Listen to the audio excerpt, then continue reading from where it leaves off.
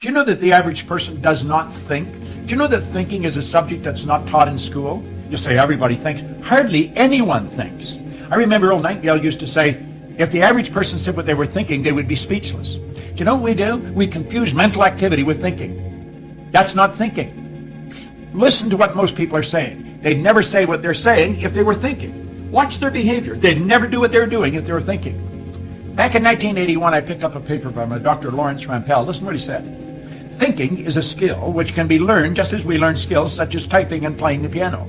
Few public schools offer courses devoted expressly to teaching thinking. Rather, we are expected to learn and teach thinking as a byproduct of learning mathematics, reading, history, science, a trade, and so forth.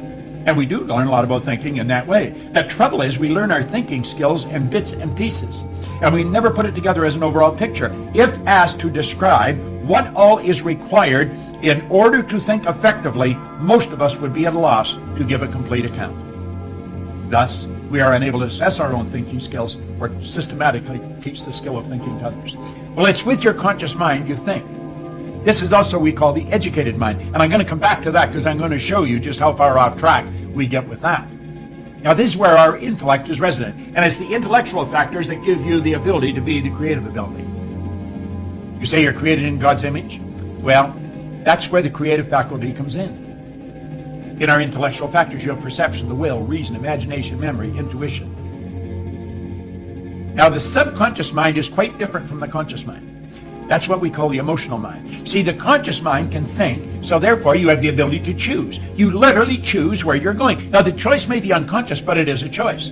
You have the ability here to accept or reject information. When we see something come on the news about the economy's taking a dive, say maybe for them or you, but not for me. You've got the ability to reject information. Somebody starts to tell you a bad story, reject it. Now think. You have the ability to accept or reject in your conscious mind. You have the ability to originate ideas in your conscious mind. You can originate any idea you want. Now, your subconscious mind has no ability to reject. It must accept. And here's something else. Whatever's placed in the subconscious mind is going to dictate your world. It really will. And your imagination or your subconscious mind cannot differentiate between what you imagine and what's real. So if you imagine something happening and you get emotionally involved, it's actually starting to happen. You may say, well, that's ridiculous. Well, the Wright brothers didn't think so. Ed Hillary didn't think so. Steve Jobs didn't think so.